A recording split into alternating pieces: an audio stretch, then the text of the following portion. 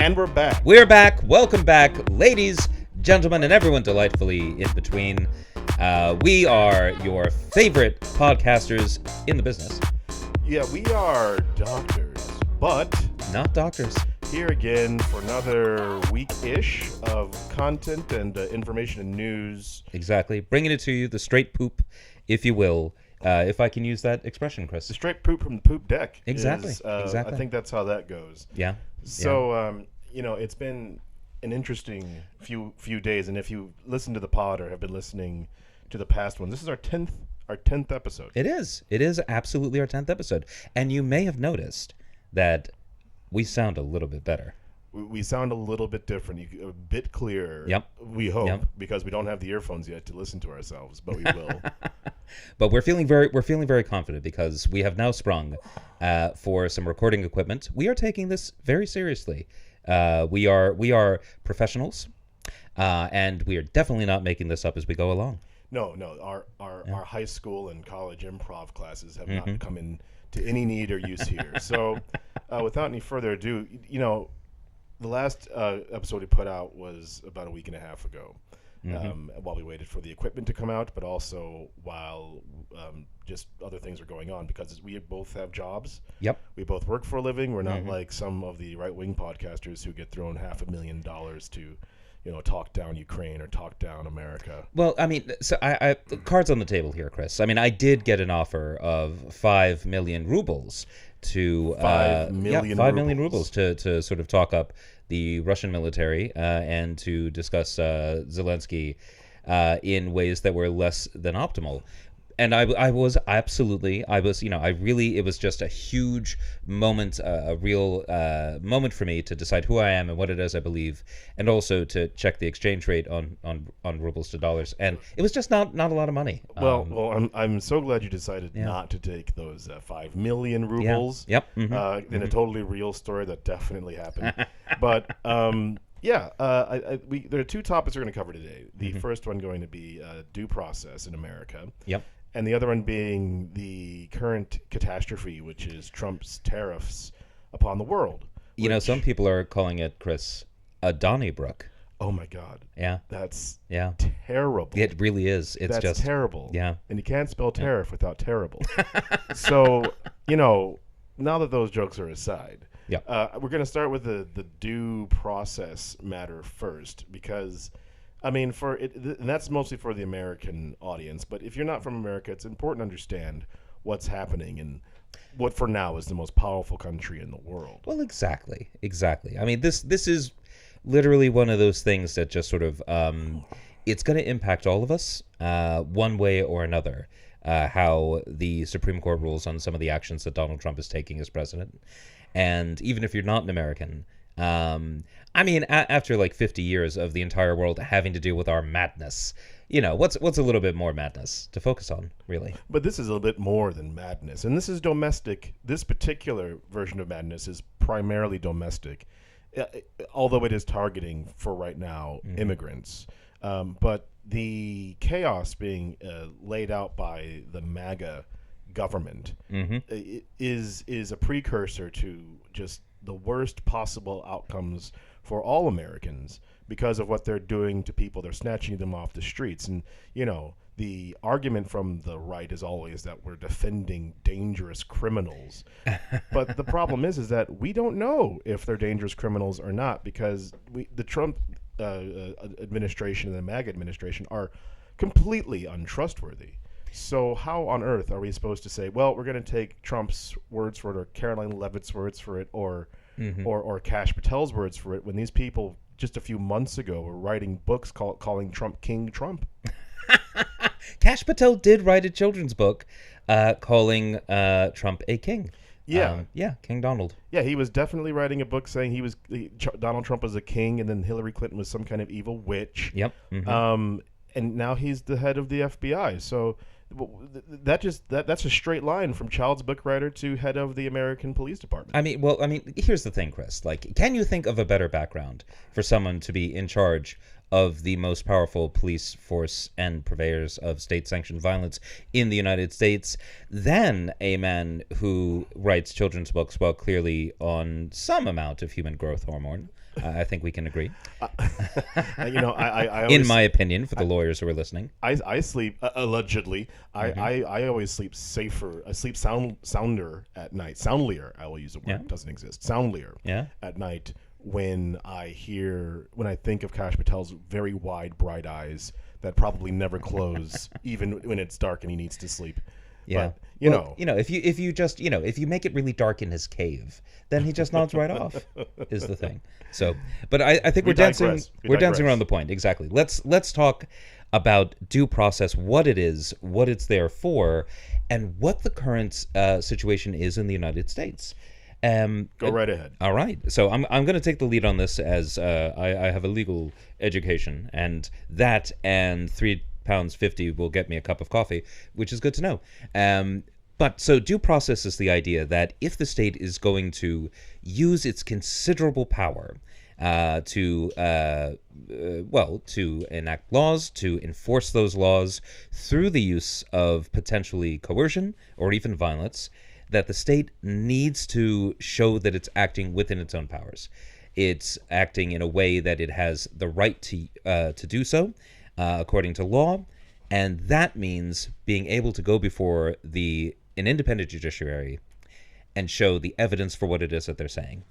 Now, this is not a ridiculous idea, I think, simply because if the government is going to pass a law that says anyone who sells cocaine to school children will go to prison for somewhere between 5 to 10 years. And then the government takes someone and says, well, we think that this person has sold cocaine to children. And then they sort of put that person in prison for 5 to 10 years, but they never bring him before a judge, and there's no sort of independent assessment of what the government is saying. Then that raises a really difficult point, which is the government may be in a position to use its powers to take people who didn't do things like sell cocaine to school children and throw them in prison for 5 to 10 years, or take people who did not commit any crime and throw them in prison for 5 to 10 years, or indeed take people who haven't committed a crime and throw them in prison forever. Ultimately, an independent judiciary is one of the absolute bedrock safeguards of any sort of functioning liberal, small l, liberal state, especially a liberal democracy. Right. So that is a very good and concise little summary of the concept of due process, at least in the United States, right? But it's a general idea that the government isn't allowed to just kick down your door, say, you are a criminal, and throw you in jail, or even worse, enact a punishment against you. That's the point of the judiciary. The judiciary is there to effectively mediate between the government and a person, or two different people, to figure out who is right, or at least who has the best argument. And certainly to make sure that the law is being upheld.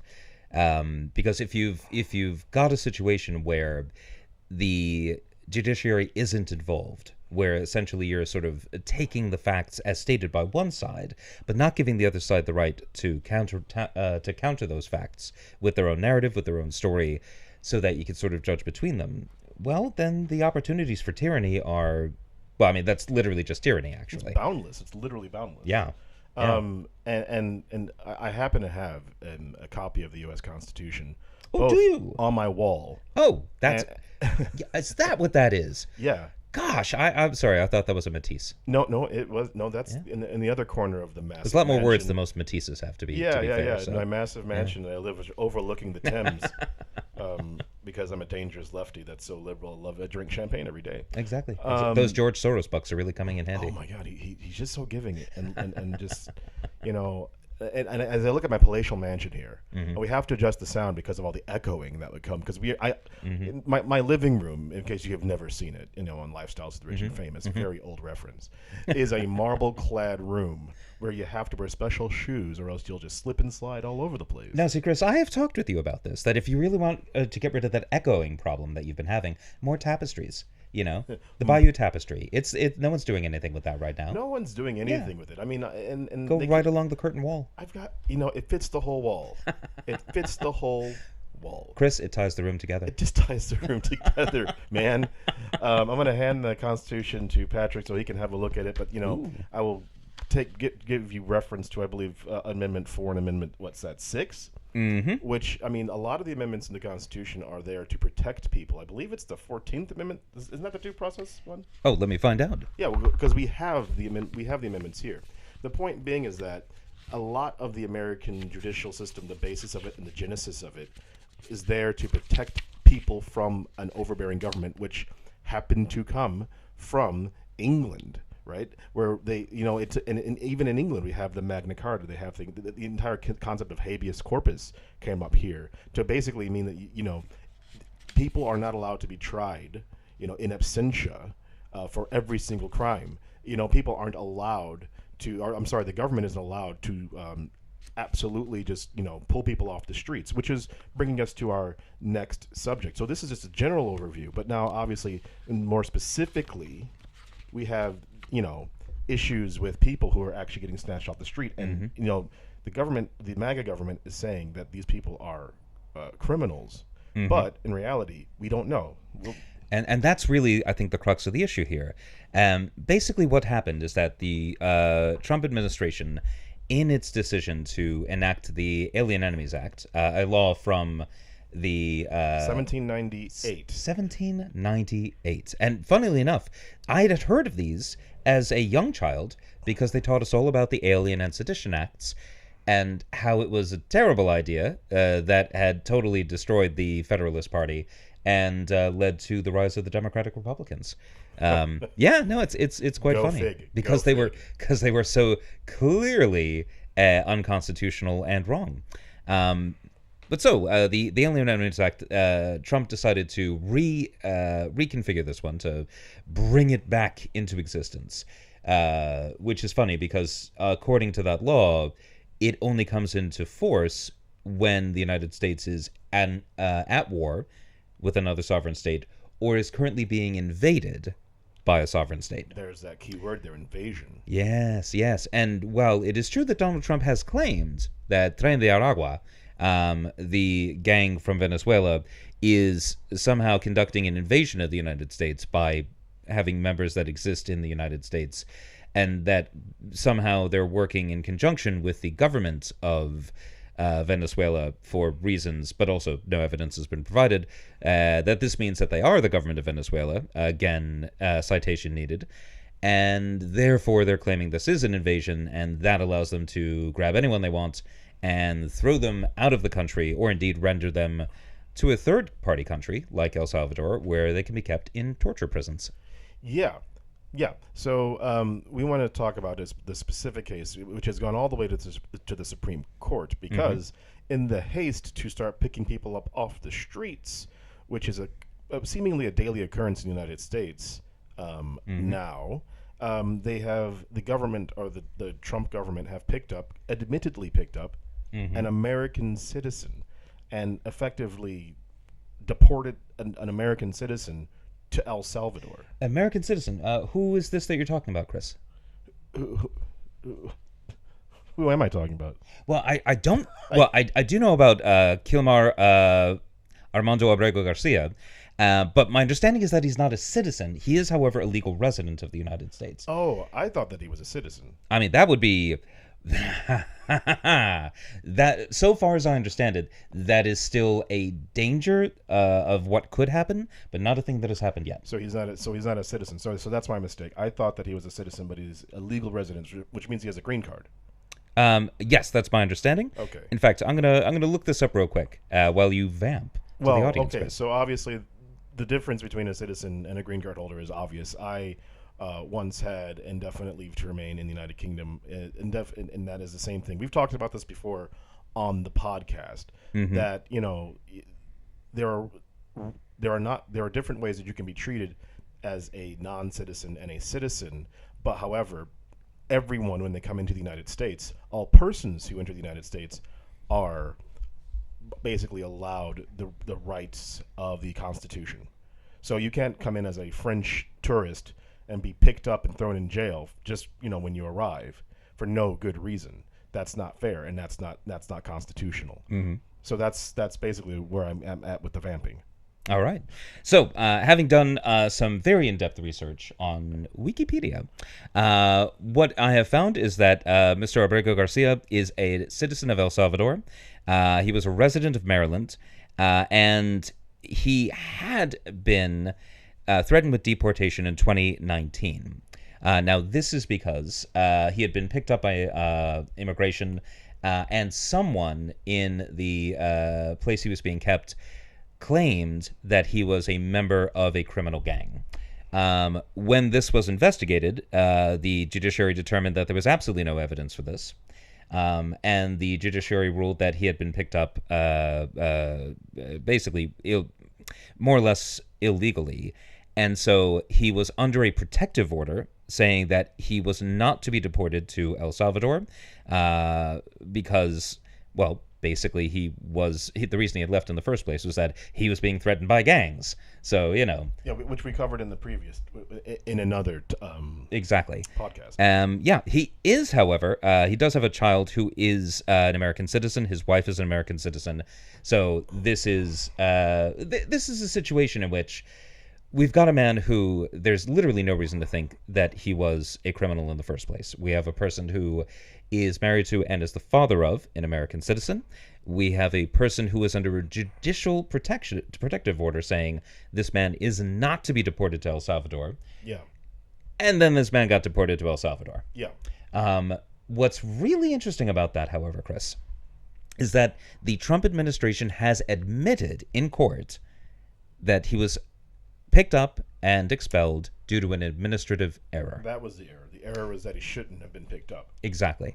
He shouldn't have been picked up. He should not have been deported. None of this should have happened. The Trump administration now admits in court that this is the case.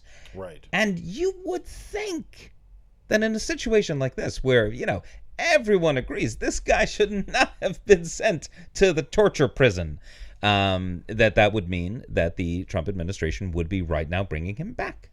You would think that, however, this is the Trump MAGA administration. To admit that you were wrong would admit fallibility, and to be fallible means that you're not God. Oh, yes. And if you're not God, then how are you supposed to get the votes to stay in power forever? Well, it's a good question, Chris. So they didn't. So they're not going to let him come back into the country. They're not even going to try. And so then there was this judge. I think it was Boasberg again. Yes. Judge Boasberg from Washington D.C. from the D.C. the D.C. circuit, yeah. From the D.C. circuit. He basically said, you have until X date to get this person back into the country. So the Trump administration went to the Supreme Court and basically said, pretty please, just don't make us do this. To which the Supreme Court said, well, the Supreme Court had a very interesting ruling, Chris. Yeah. Their ruling was, this was a case in which not just Mr. Abrego Garcia, but also I think it was 4 other plaintiffs were contesting their removal. And specifically saying that under the, I believe it's the Administrative Justice Act. I should check on that, but I'm a hack and a fraud. So instead, I'll just say that it was under basically the act regarding how administrative justice is to work in the United States. They were contesting it and saying, look, they haven't shown any just cause for this. They've given us no due process on this. We haven't had a chance to contest any of the claims made against us. And we are not saying that you should release us. We are saying that you should not deport us. Right. So it's a very minimal claim that they're making, and I think the reason they were doing that was for legal strategic purposes. Never ask for more than you think you can absolutely get from a judge, because doing that, it looks bad. It's the opposite of bargaining. Well, exactly. You don't aim high, right? And then hope that somebody meets in the middle. Right. What you do is you get a victory that you know you can get, and then you come back for the rest, especially once you've established some of the facts on the ground. Right. So the Supreme Court was confronted with this case. It had been appealed by Donald Trump, specifically the temporary restraining order that Judge Boasberg had put in place, which is itself really funny, Chris, because I don't know if you know this about temporary restraining orders. TROs. But they're not appealable. What? Yeah, they're not appealable. You can't appeal them, legally speaking. Really? Outside of extreme circumstances, you're not supposed to be able to appeal them in the first place. I had no idea. Yeah, this is true. The Trump administration, which, as we all know, is founded on respect for Law and Order, We love it. decided that, TROs are actually totally appealable, and they went and appealed them. And the Supreme Court, being run by, clearly the greatest judicial minds of a generation, have decided, what is law when Donald Trump wants a thing? So they accepted his appeal of this TRO, and they granted his appeal of this TRO, which means the Trump administration now has the judicial go-ahead to use the Alien Enemies Act to deport people from the United States. However, and this is actually kind of important, they also said that in order to do that, the Trump administration has to, A, give basically notice to the person they're planning to deport. Yeah. Not just notice, though, enough notice that they have time to launch a challenge. Yeah. Specifically, that challenge has to be a habeas corpus challenge. Which is the challenge you make when the government has arrested you and is holding you prisoner. And what you do is you say, okay, well, you have to show just cause for this. You got to show that there's a legal reason for you to be able to do this. You have to, and that would mean, showing evidence of a crime having been committed and, a grand jury having agreed to indict. You'd have to have something along those lines, or at the very least, reasonable suspicion of having committed a crime such that you've been brought in by the police, basically. But you have to have some kind of legal reason to be able to hold someone. Yeah. So proof. Exactly. Now, habeas corpus can only be denied under the U.S. Constitution in cases of invasion and insurrection. Oh, there we go. Exactly, right? So we're right back to that again. Back to invasion again. Exactly. Now, the only time, to my knowledge, that this has actually been used, by the way, that decision to withhold habeas corpus, was actually during the Civil War, when there was a literal insurrection. Well, yes, of course. That was an insurrection. That was, Yeah. that was the legislators in the South turning on the legislators in the North and turning into traitors. Yeah. It was treason in defense of slavery. Treason in defense of slavery. Yep, killed a lot of Americans to keep more Americans The Civil War was about enslaved. slavery. Yeah. The Civil War was about slavery. Well, I do believe that is true, but that's only because I literally read what the South had to say at the time. Yeah, several times, many times. Which come at me with this. Exactly. There's no other reason to do it. Yep. It was for slavery. Anyway, moving on. So there are some legal issues with making these potential deportees put in their challenge under a habeas corpus, because the issue there is that if you're going to challenge under habeas corpus, you have to launch the challenge in the jurisdiction in which you're being held. Right. Now, you might say to yourself, well, that sounds reasonable. What's the problem there? Well, the problem is that the Trump administration can pick people up from throughout the country and then move them to Louisiana. Oh. And why would they move them to Louisiana, you might ask? Why would they move them to Louisiana? Well, Louisiana is part of the Fifth Circuit. The MAGA circuit. Which is the MAGA circuit. It is an incredibly pro-Trump circuit. In fact, there's a particular judge in Texas who's part of the Fifth Circuit named Kaczmarek. He is famous for absolutely wild rulings with no basis in law, but which absolutely support whatever it is the Trump administration wants. He is the go-to judge for things like, we would like to get rid of the Affordable Care Act. Right. We would like to, throw out all trans people from the military. Basically, if you've got a bone to pick with, the modern world, you go to Judge Kaczmarek. Judge Kaczmarek. Exactly. So this is slightly problematic. Now, it doesn't mean that, therefore, anybody who is held in the Fifth Circuit is doomed. It does mean that they're probably not going to get a very favorable hearing at first instance, and that may involve some trouble with being able to appeal to the Court of Appeals in the Fifth Circuit and to the Supreme Court from there. It doesn't make it impossible, but it makes it harder, and it makes it more likely to take a very long time to deal with. Yeah. But it does mean that the government has to show cause before a judge that the people that it's saying are enemy aliens and are being deported under that act are actually, enemy aliens.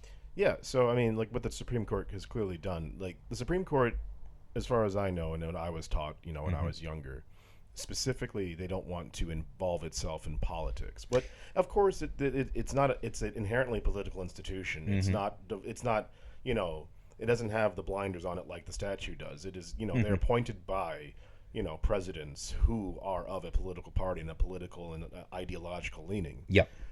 But this particular Supreme Court seemingly doesn't understand where it's at in well, at least 5 of the justices don't understand where they're at in history, or for at least a few of them, like Thomas, you know, they don't care and know exactly what they're doing. So they don't want to walk up to the line of completely erasing American democracy, right? Because what's happening on the streets is the thing we were talking about before. You know, the U.S. government picked up this person and they sent them to a foreign prison, right? With Torture prison. A foreign torture prison with no proof other than their belief that they were right.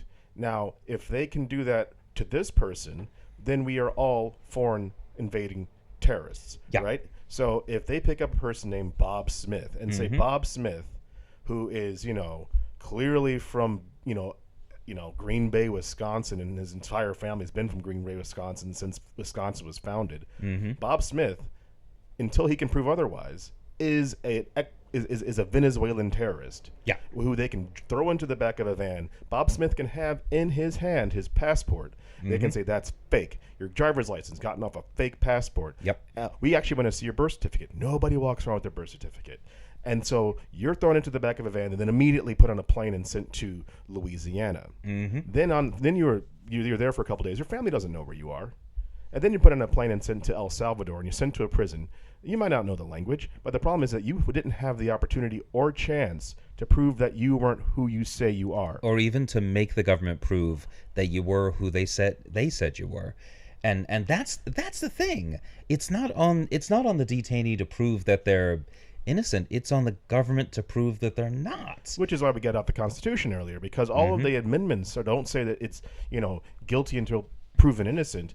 It's that you're Quite innocent until proven guilty. They can't kick down your doors, take your stuff, make you feed them, and make you clothe them. That's oh God, was it not unlawful search and seizure? It is the quartering thing. Oh, what's that? The Second Amendment? That's the Third Amendment. Third Amendment. No soldier shall, in time of peace, be quartered in any house without the consent of the owner, nor in time of war, but in a matter to be prescribed by law. Right, and but we have the Fourth Amendment there, which says, that is the more fun one. The right of the people to be secure in their persons, houses, papers, and effects against unreasonable searches and seizures shall not be violated, and no warrant shall issue but upon probable cause, supported by oath or affirmation, and particularly describing the place to be searched and the persons or things to be seized. You'll notice it doesn't say just citizens. It doesn't say just Americans. It doesn't say non-criminals. Nope. It says people. Yeah. Now, you can argue about what the people means exactly, but what you can't argue is that there's any textual support for the idea that due process only exists for citizens that the state says are cool. Yeah, that the state has deemed okay to, or basically exempt from overreach. Exactly. And that's the important part about specifically the Bill of Rights, but the Constitution as a whole. But the Bill of Rights was an addendum to the Constitution because they didn't think it was strong enough. Yeah, that's true. That's true. Nothing in the Constitution, as it was originally written, would have given the state any power to do this. And yet, states were not willing to actually sign off on the Constitution without having those Bill of Rights, those 10 amendments, set in stone first, because they wanted to make it perfectly clear that it's not just that the state isn't given the power to do it, it's that the state cannot have the power to do it. Yeah, so that's why, and that brings us back to the Supreme Court decision. So the Supreme Court is still acting as if there's a rational actor in the White House and that there's a rational actor in the administration of the White House, in the MAGA administration. And there simply isn't. They are clearly pushing America towards an authoritarian fascist state. That, you know, they're connected to corporations, and if you're not part of the system, then you're against the system. If you're against the system, then I'm just going to declare you a terrorist. And that is that. You know, it reminds me, Chris, of the. Sorry about that. This is no worries. This is going to sound a bit much, but I think it's actually quite important. In the 1920s in Austria, the mayor of Vienna, was a rabid anti-Semite by the name of, I believe, Kurt Schutznig. and rabid anti-Semite, very big into anti-Jewish laws and what have you. And he had a political scandal where it turned out he had some Jewish friends. Right. And when he was questioned about this, his response was telling. His response was, "I decide who is a Jew." And I don't think you can get a clearer example of the logic of authoritarianism than that. Because once you create an outgroup to whom the law does not apply, you're also granting the state the power to decide who is in that group. And it doesn't have to be who they said it was going to be. It can be literally anybody. Which is why you have to care about, at this point in time, potential criminals. Exactly. Because we have to make sure that they are criminals. Yeah. And because if you can't be sure that they're criminals, then effectively you're one too. Until you put on the little pin with Trump's face on it, and maybe J.D. Vance's face on it. And when you walk around the streets with your Trump pin, which you can only get if you are a cleared person, then you are at risk. And right now, basically every American and visitor to America is at risk. This isn't hyperbole anymore, because as long as the Supreme Court doesn't go all the way in protecting Americans' rights. So right now they've only said if you want to pick somebody up off the street, they have to have a court hearing, which is the bare minimum. Right? What they could have said to the administration was, "You've completely thrown yourself over the line." And I believe Kagan, not Kagan. Oh no, Sotomayor wrote the main dissent. The main dissent, Kendall Jackson wrote a concurrent Jackson dissent. Well. Yeah, and it was effectively something to what I just said. Right now you're allowing the U.S. government to pick people up off the street and throw them into a foreign prison, and you'd have without any proof. Yeah. And that's the thing. Like even the majority, which has written this terrifying decision, and it is terrifying, even they are willing to say flat out, the government does not have the right to pick people up and chuck them out of the country and throw them in a torture camp without going before a judge. So even the furthest fascists on the court see that as a bridge too far. I think it was Kavanaugh who wrote this. Like, there's some kind of bit in the he wrote a concurrence where all 9 justices agree that due process exists. Yes, and therefore you cannot violate it. Yeah, I mean, and that's nice of Kavanaugh to say that and all that kind of thing. He put down the pint and decided to. Just like Kavanaugh, he and I both like beer, and that's true. I like beer too. I like beer. I like beer. And but beer liking aside, I have my gripes with the man.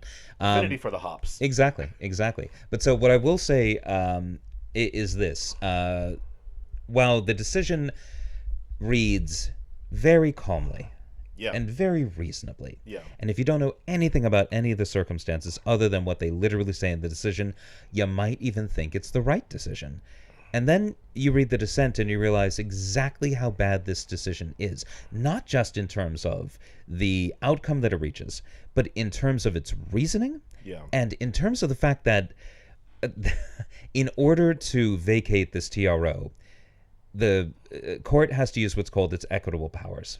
Now, equitable powers are the kinds of things that a court can do, not because the law demands that it be done, but because the court has the discretion to do it. It's a really important part of common law. It's fantastically important in how judicial systems work outside of the civic laws that you see in mainland Europe and in Russia and places like that.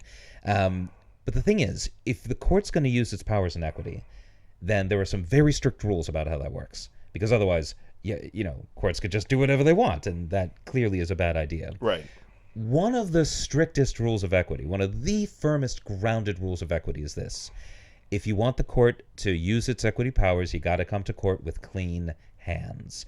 In other words, you got to have been on point with everything you've done. No attempt to engage in any fraud, no attempt to engage in any lies, no trying to hide anything, no trying to mess with anything, but being perfectly open and honest about what it is you're doing, following the court's orders, and just basically, being a mensch. Right. Being a mensch, right? Right. So, did the Trump administration do that during this case? And you'll be surprised to learn, Chris, that the answer is, oh God, no. No, they engaged in a ridiculous amount of attempted, I won't say fraud on the court, but I will say that when Trump signed the order for the Alien Enemy Act, He did this literally in the dead of night, 5 minutes before they were sending off the planes, because they wanted to be able to get these people out of the country before the court could even hear about it or rule on it. So with that, we'll put the description. We'll put the court's decision in the description for those who care. It's worth a read. And we will take a little break here, and we will come right back with the second half. All right, we'll see you.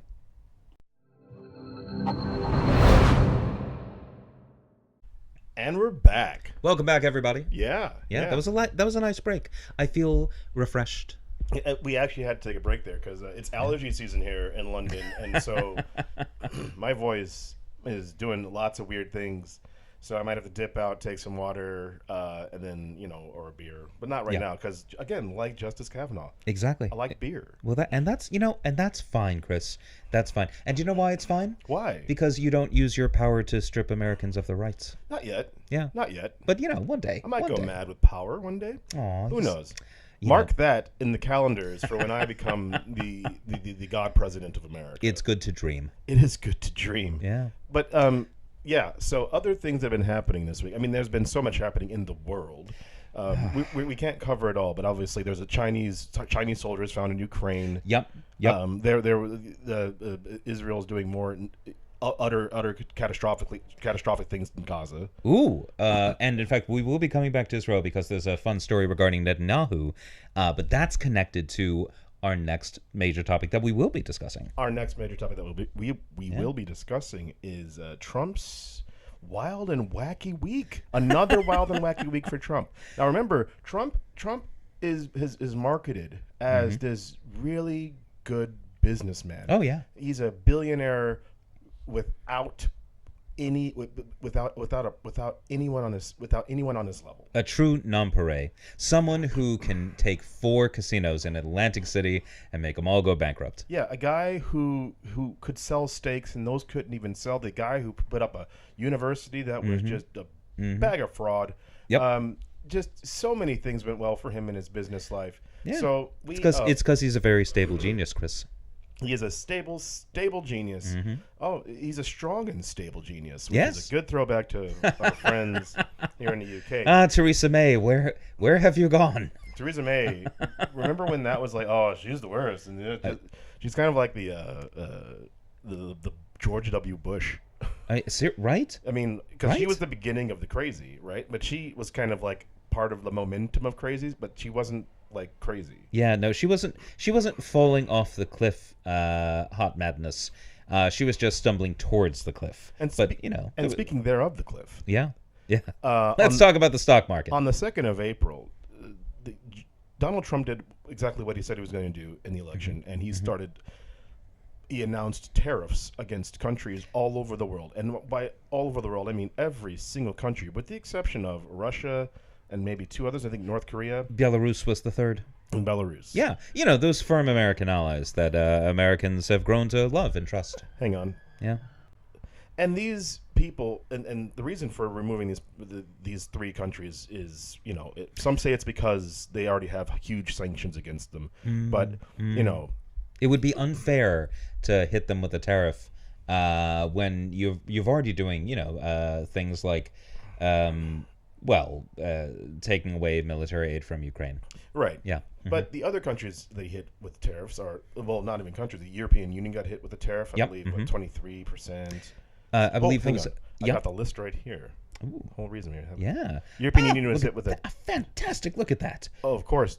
Oh. This list changes very quickly, but it's sure going to. It's already outdated, Chris. It's already outdated. Yes. So on the 2nd of April, he announced these tariffs on every country, including the McDonald and Hurd Islands. Yes, and Chris, who is it who lives in the McDonald and Hurd Islands? Those bastard penguins. I'll tell you that too. Those penguins, man. They've been screwing over America for years. They've been taking advantage of America. Off eating our fish, Chris. Well, eating fish that could be in America. Exactly. Because the McDonald and Hurd Islands are basically off the coast of either South Africa or Antarctica. Oh, it's the coast of Antarctica. Oops. Now these are the McDonald and Hurd Islands. They are admittedly completely unpopulated by people, but they are part of Australia. There it is. Yeah. There it is. So, and what's really fun about this, Chris, is that Australia has been hit with massive tariffs. Yes, they were. But not the same tariffs as McDonald and Heard Islands. Oh, that's Different tariffs. Of course. Yeah. Of course, because that all makes sense. It does. It all makes sense. So It really does. the reason that the Trump administration put these tariffs on is both for Project 2025 reasons, but also because there's this narrative from the right that America is getting screwed over in international trade, and so Yes. what their argument is that they took the tariffs that are being applied to America, and then they applied a half of those tariffs back upon the countries that were giving tariffs to the United States. Problem being is that they used like this fancy equation to determine what the tariff should be. It clearly doesn't matter because it didn't. First off, the equation was written incorrectly. It was literally written incorrectly. Okay, go on. Some of the figures were reversed, right? So they were subtracting the wrong stuff from the wrong stuff. I mean, they did. It's oh god. Oh, how to start with this? Oh, Chris, can I get into this? Can I dig in? You can dig in for a bit, but we only have a few more. We only have 25 more minutes. Okay. Oh God! But I've got like 3 hours of material on this. Seriously. We know. All right. Well, I'll make this very, very quick. What they did was they said, okay, we're going to try to figure out what percentage tariffs we need to slap on goods in order to get rid of our trade deficit. Yeah. Now, I want to take one moment and say that is already hot madness. Oh no, that is insanity. Right? Because the idea that we should have a trade balanced trade with every single country. This is autarky, Chris. This is like this did not work out so well for Nazi Germany, and it didn't work out so well for the Soviet Union. But it is the kind of thing that fascists and authoritarians and communists love to do. It's a managed economy thing. Yeah, it very much is. Yeah. So it's okay. So that madness aside, right? How did they measure this level of tariffs that they wanted to do? Well, they said, okay, we're going to take all the imports from this country. Yeah. And we're going to, but just in goods, not in services. Just in goods, Chris. Only in goods, because Only in services goods. are different. Exactly. Services are banking, by the way. Yeah, services are things that America provides to the world to pay for the goods that it buys, but that's not important. Oh, no. So they take all the imports that these countries send in goods, The stuff. and they subtract from it the exports that we sell them in goods, not services, only goods. Right. And then we divide that by epsilon and phi and the total amount of imports from that country. So Those are some fancy Greek letters. It's very fancy Greek I think letters. that this is a knockout formula. Well, It's so impressive. So impressive. would you like to know what epsilon and phi are? I would love to know what epsilon and phi are. Well, they are 4 and 1/4. 4 and 1/4. Yep. No, how is that epsilon and phi? Because you see, epsilon is supposed to stand for, I believe, the elasticity of prices when it comes to changes in prices. So the effect that you would see from, the imposition of the tariffs. And then phi, you see, was going to be the pass-through effect for the tariffs coming in. And so for these two things, the values used by the Trump administration were 4 and 1/4. 4 and 1/4. Respectively. Okay. Now, funny thing happens, Chris, when you multiply 4 and 1/4. Would you like to know what that funny thing is? I would love to know what that is. They cancel. They That's just right. disappear. It's the denominator is the same as the big number, right? Oh yes, yeah. Which means that it's you multiply them, you get 1, and then you multiply 1 by anything, you get that thing. Literally, nothing has changed. Now you may be wondering, why did they do this? Why they make a boo-boo like that? Well, I think what happened here is this. Before they released the formula, James Surowiecki, I don't know how to pronounce his name. James S. I'm really sorry, dude. I love your work. Oh, but so yeah, go ahead. Yeah. But so he's a journalist, and he actually decided this looks like the kind of madness. These numbers look like the kind of madness you would get if you asked ChatGPT to tell you how to raise tariffs. So he asked ChatGPT. Wow. How you would set a tariff rate to eliminate a trade deficit. Wow. And that the formula came back with is imports minus exports over imports. But also, don't do this because this is a bad idea that will destroy your trading relationships. That's what ChatGPT said, by the way. Right. Yeah, and then also Grok said the same thing, but without the warning, because Well, Grok is for fools and trolls. Grok is not as nearly informed as ChatGPT. I'm afraid All to hail say. our AI overlords. Exactly. So when people started asking the White House, did you guys ask ChatGPT for this? They were like, no, of course not. Absolutely not. We used a very complicated formula, which was imports minus exports over imports times 4 1/4. So they added in these 2 letters to make it seem like it was different, but literally those letters cancel out. So they just added in them to do nothing. So they basically cheated on their homework with ChatGPT. They so did. And the thing is that none of this has anything to do with tariffs. What you're really doing there is like the percentage of your trade deficit compared to total imports, which is a little bit like saying, okay, I drove a school bus full of 12 children at 72 miles per hour, and that means that if I take the 72 miles an hour and divide by the 12 children, I have been driving 6 miles per hour a child. I see. Yes. Yeah, it's a true calculation. It's just meaningless. Yeah, no, it's there is some space for that, but I only learned about that in chemistry, not in international trade. And I did take a course in international trade when I was at the Florida State University. Yeah. Wait, because you are a doctor? Well, no, that's when I was a master back then. That's true. He was only a master. I was getting my master's, but now that I am a doctor. Are you now a master doctor? No, I think you're just a doctor at this point. Damn it! But the point is that the formula to use to create this big board is nonsense. It's complete nonsense. It's just gobbledygook. It's if you were to put that on an economics assignment as a freshman economics student, you'd fail. Yeah, you'd just fail. Yeah. So, in order to kind of cut through a lot of these, dicey issues, you need to understand a few things before we keep moving forward. First off, a tariff, if you don't know, a tariff is a tax that the consumer of a country pays upon an imported good. Yeah. So a tariff is not paid by the country where it's coming from. You can't force a foreign country to pay a tariff for you. Yeah, because they're not under the jurisdiction of the United States. They're not weirdly. Yeah, exactly. Yeah. There's no way for the IRS to send them a letter saying, "Give me your money." So, the next issue is that we mentioned the deficit before, and the deficit is just the difference in how much you spend versus how much they spend on you, right? So, it is not necessarily a bad thing to have a deficit. And then finally, government debt. Government debt is money that other countries or other people have paid into a country and basically loaned that person that money. That person's loaned the government that money for a specific amount of time, and then the government's going to give them that money back. Yes. That's very important. But first we'll talk about the deficit. Having a trade deficit isn't necessarily a bad thing because we are all in deficit to someone at some point. For example, if you go to McDonald's or Burger King or Subway or Arby's and you want your Big Beef and Cheddar, right?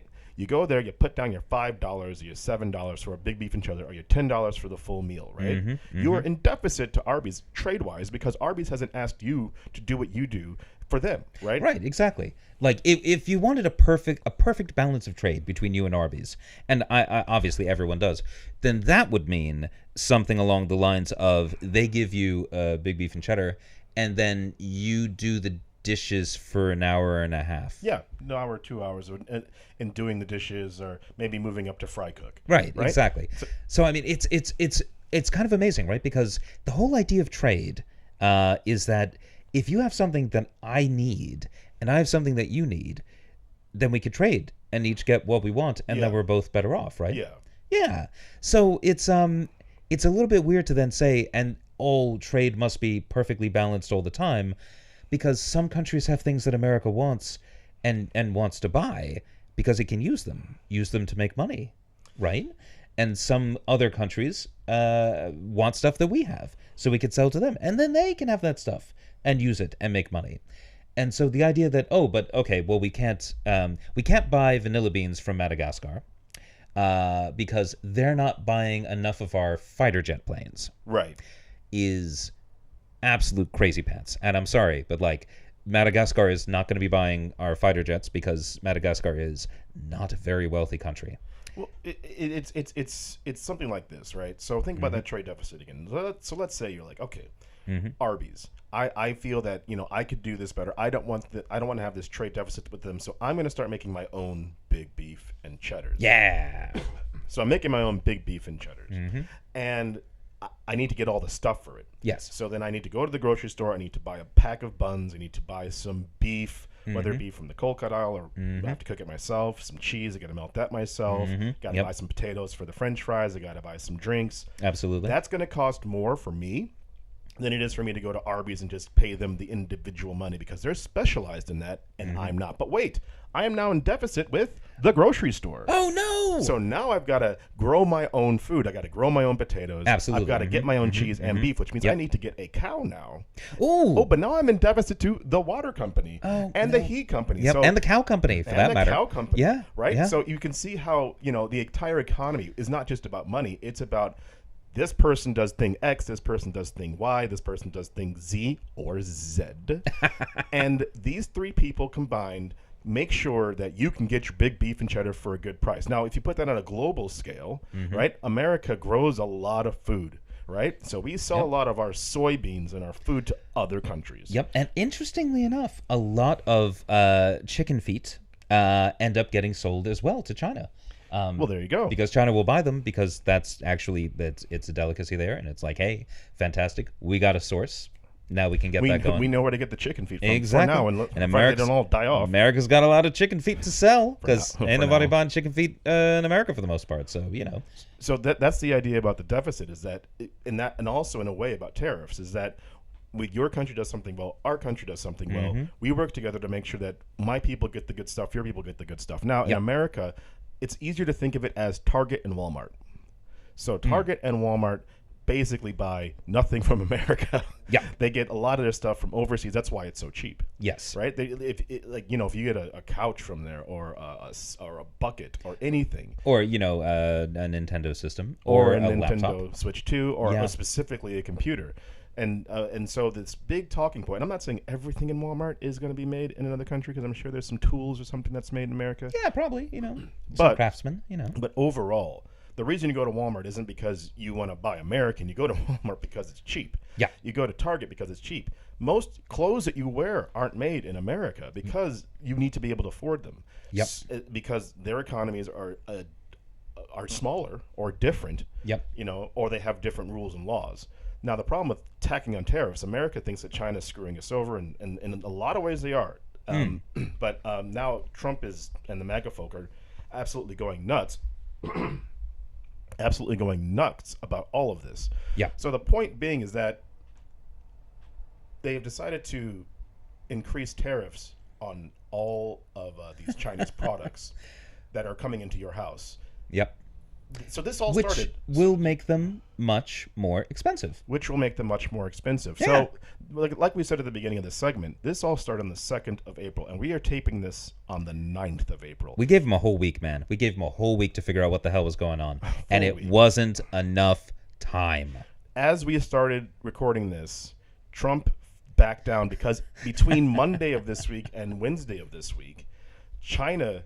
who is a massive economy on its own, and more importantly, they are not afraid of the politics of this because they are a totalitarian government. Yeah, they do not need to listen to the will of the people at any point. But also, even if they did, Chris, I think the Chinese government would be fools not to be coming back hard on this. Right. Like, the thing is, in the same way that Hitler's attempt to weaken British resolve during the Blitz by terror bombing, right, completely and totally failed. Because it turns out when you attack and kill large numbers of civilians, those civilians who were still alive don't then say, oh no, this is bad and we should now give in so that it doesn't happen anymore. Instead what they say is, well, screw you.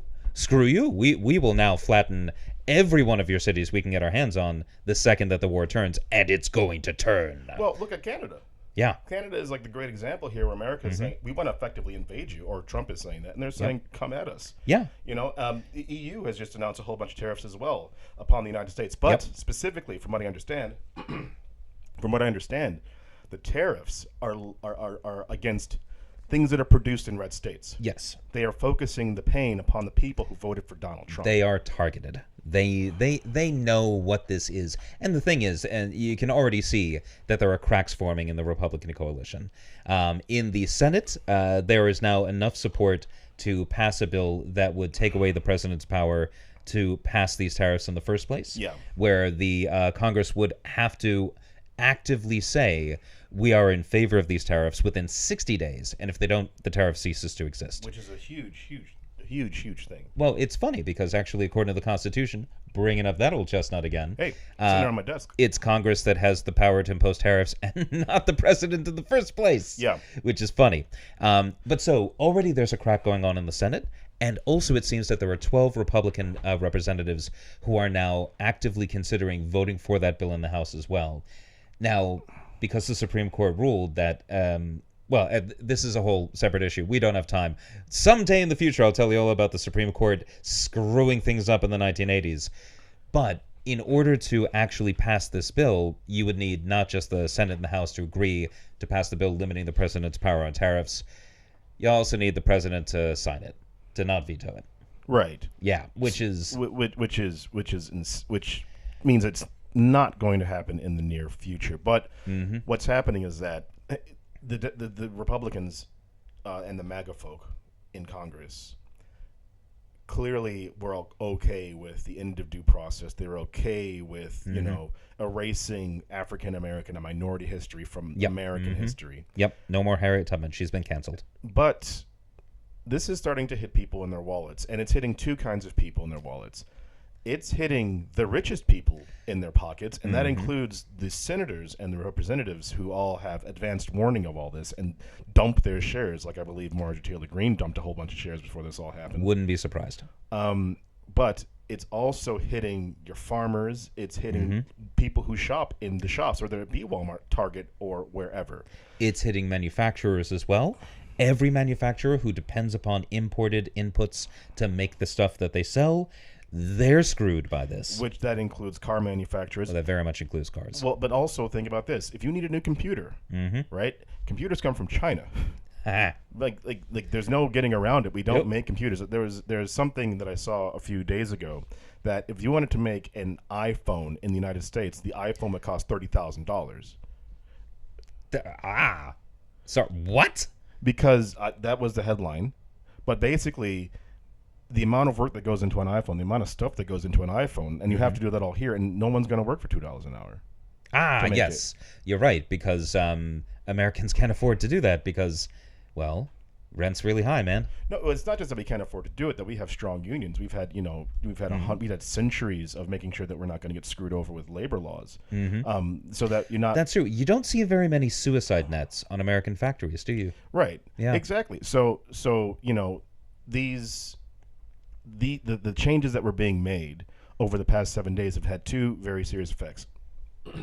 They've had a very real effect on Main Street and the minds of people. And MAGA folk are online. These the utter MAGA cultists online who 7 months ago were like, I'm voting for Trump, and if you don't vote for Trump, you're a cuck, and all that.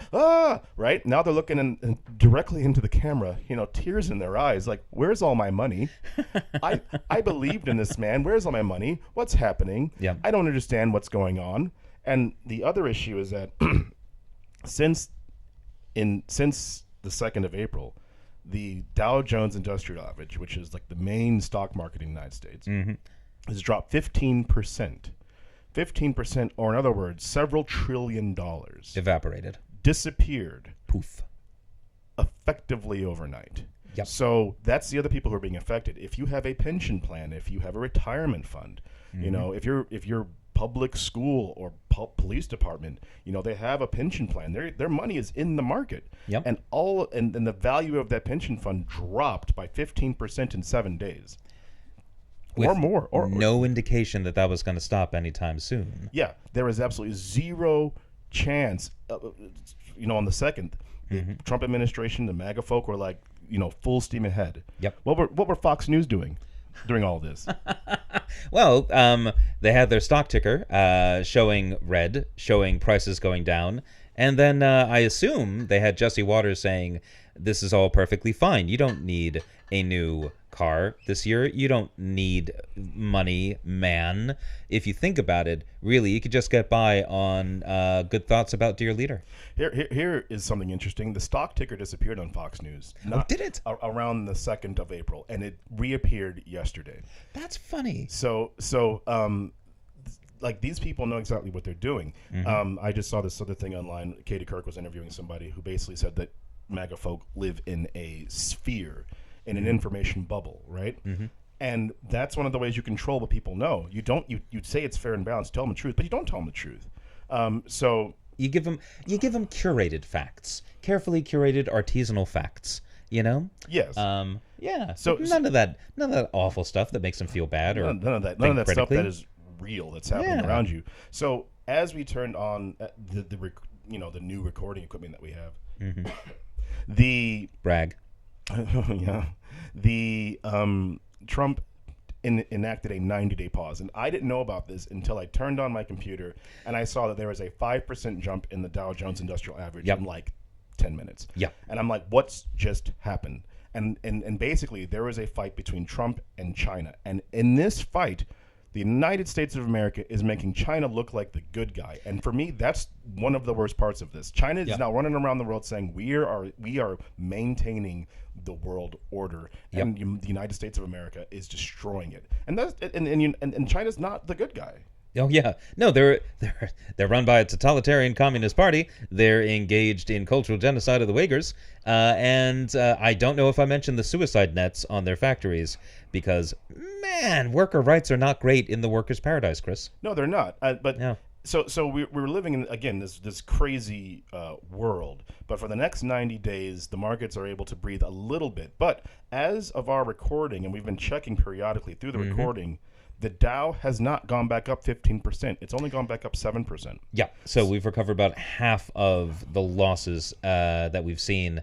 And the thing is, I'm not surprised it's only gone up by the 7%, Chris, and I'll tell you why. Why is that? Because a 90-day pause in these absurd, ridiculous Liberation Day tariffs simply means that the markets have time to breathe a little bit. But they know in 90 days we're gonna do this all over again. Yeah. So you might think to yourself, well, the economy can grow a lot in 90 days, and then I'll just sell right before the tariffs come back into effect. But everyone else is thinking the exact same thing, which means everyone's going to try to like backdate when exactly they sell, which means everyone's thinking actually maybe it's not going to go up very much in the first place. Which brings us to our last point. And I'm not totally over this. This is why it's the last point. We might not be able to spend that long on it. All right.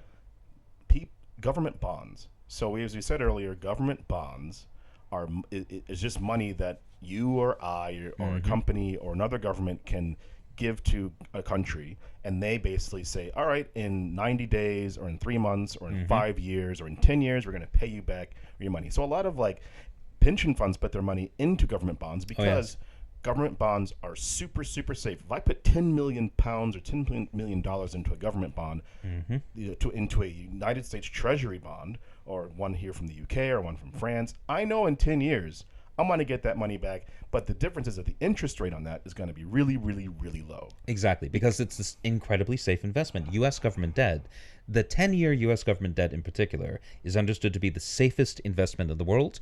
In fact, many other investments are predicated upon that safety. So if anything were to, I don't know, happen to that interest rate, that could have huge knock-on effects on an economy, Chris. Yes, it could. And wouldn't you know it?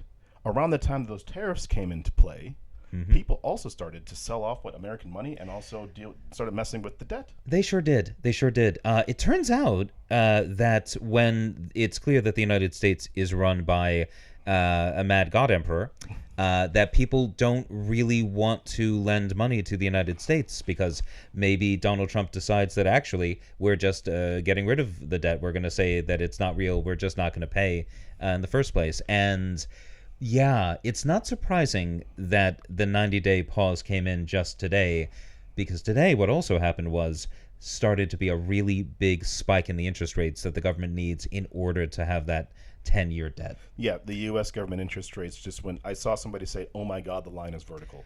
Yeah. And what that means is that, so let's say on Tuesday, you know that you're going to get, a certain amount of money back, in 10 years. And then on Thursday, you're going to get 2 times more back in 10 years. That means that there's been a massive volatile incident in the country where they don't think that the stability of the United States is what it was last week. That's the thing. If I know with absolute certainty I'm getting my money back, I might be willing to lend for like 2% for 10 years because, it's safe. I got it safe there. I got so much money, I don't know what to do with it. I'm going to park it there. Yeah. But if I think, there's a chance I don't get that money back, well, all of a sudden, I'm not going to lend it for 2%. I'm going to lend it for like 10%. I'm going to make sure that I get my money back and then a little bit of profit, hopefully before everything goes straight to hell. Exactly.